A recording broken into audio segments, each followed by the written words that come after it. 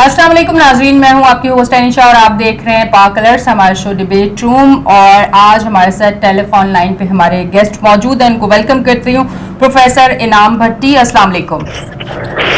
वालेकुम सलाम। कैसे सर, आप ठीक हैं?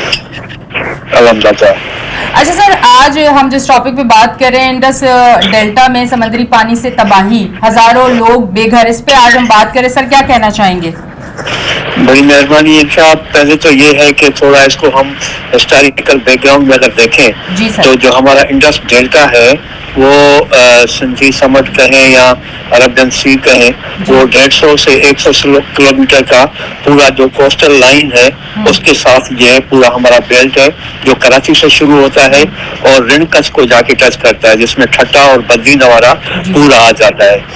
ये हमारा जो डेल्टा का फेस 150 से 170 किलोमीटर है, वो किसी जमाने में 13,000 से 16,000 किलोमीटर स्क्वायर एरिया पर फैला हुआ मैनग्रोव्स का एक घना जंगल हुआ करता था, जिसको हम डेल्टा कहते हैं। लेकिन बदकिस्मती से अब वो आज जाके तकरीबन 1,000 किलोमीटर पर मुश्किल से बचा है।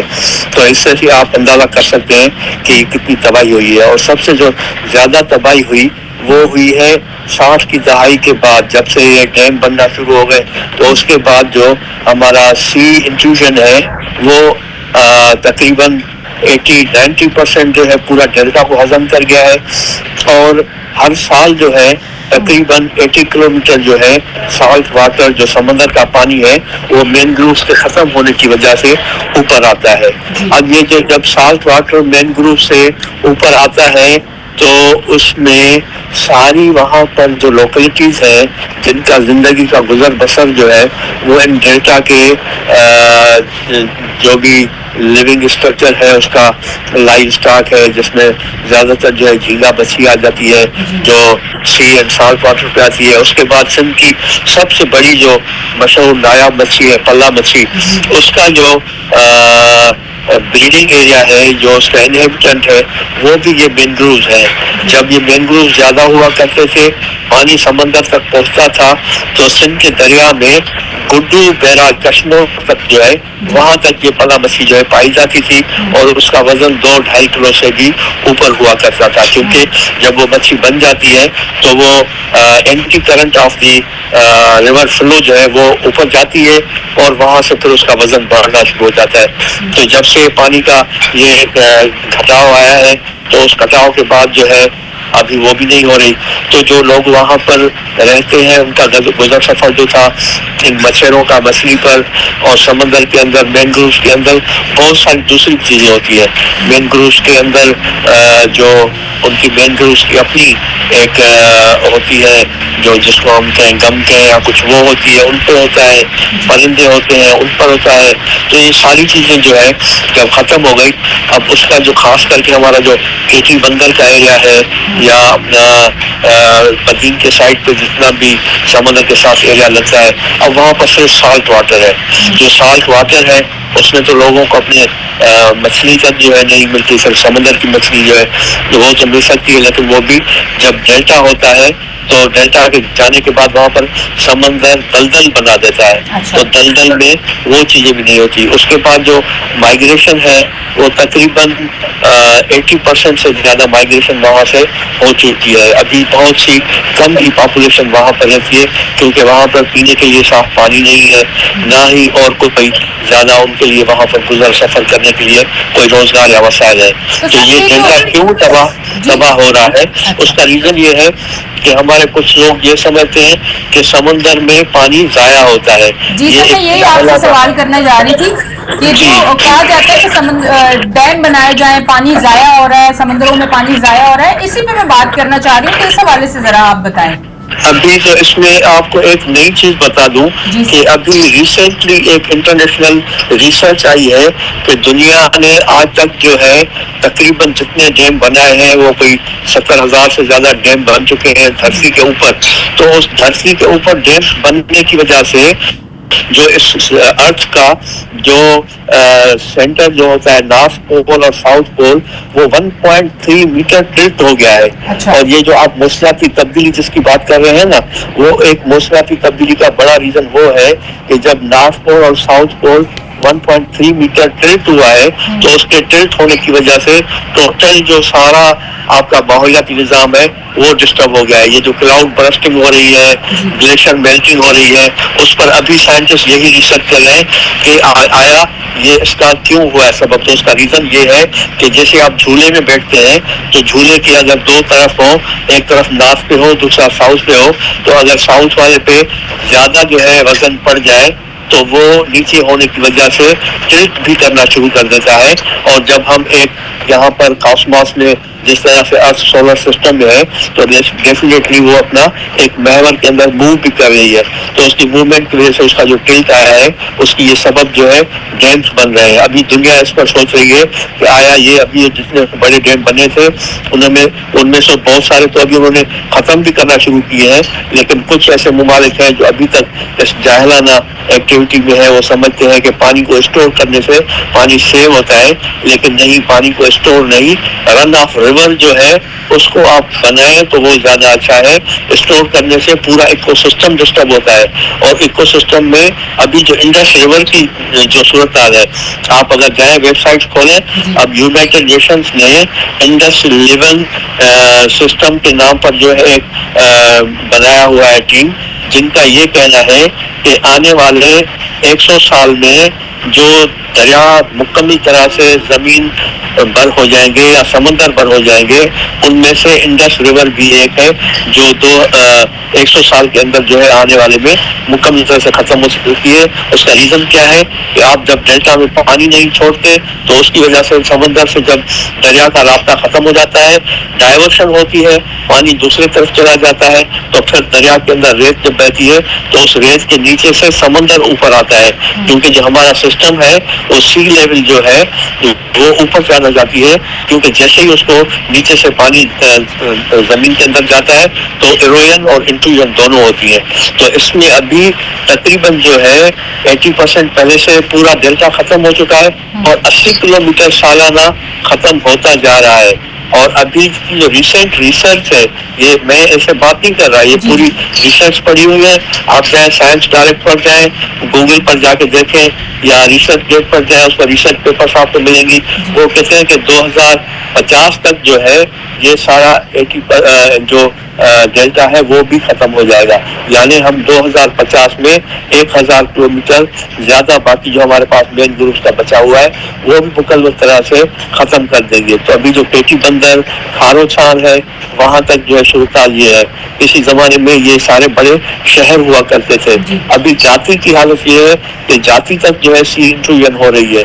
तो ये सारी सूरताल सिर्फ इस वजह से है कि हमारे जो ऊपर वाले राइपेरियंस हैं वो समझते हैं कि पानी को सहराओं में डाइवर्ट किया जाए, चोलिस्तान के 60 लाख एकड़ को 50 लाख एकड़ को बैरन लैंड को आबाद करने के लिए पानी का रुख वहां पर मोड़ दे, तो उससे हम ज्यादा कमाएंगे। लेकिन इससे तबाही ये होगी कि पूरा इंडस जो है आपका सिर्फ सिंध का नहीं, पूरे पंजाब के अंदर भी जहाँ से इंडस रिवर गुजरती है वहां पर भी इंडस रिवर जो है खत्म होना शुरू हो जाएगी, क्योंकि समंदर जो है वो अपनी ताकत की स्टीम सोर्स होती है, वो ऊपर चढ़ती है। तो ये सारी तबाही जो है इसकी वजह हमारी गलत स्ट्रेटजीज है।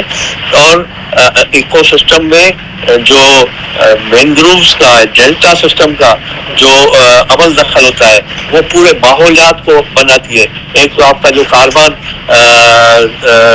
अखराज है, आज के दौर में आपकी इंडस्ट्रीज बन रही हैं, ऑटोमोबाइल्स है, दूसरी जो भी एक्टिविटी है, पावर प्लांट्स है, उन सब के अंदर आप जो भी एक्टिविटी कर रहे हैं उसमें कार्बन डाइऑक्साइड का अखराज होता है। और ये मैंग्रोव वाहिद दरख्त ऐसे हैं जो उन कार्बन डाइऑक्साइड को तमाम तेजी से जज़ब करते हैं, क्योंकि उनके घने पत्ते तेज तर ग्रीन वायल होने की वजह से उनकी डिमांड ऑक्सीजन कार्बन डाइऑक्साइड की सबसे ज्यादा होती है।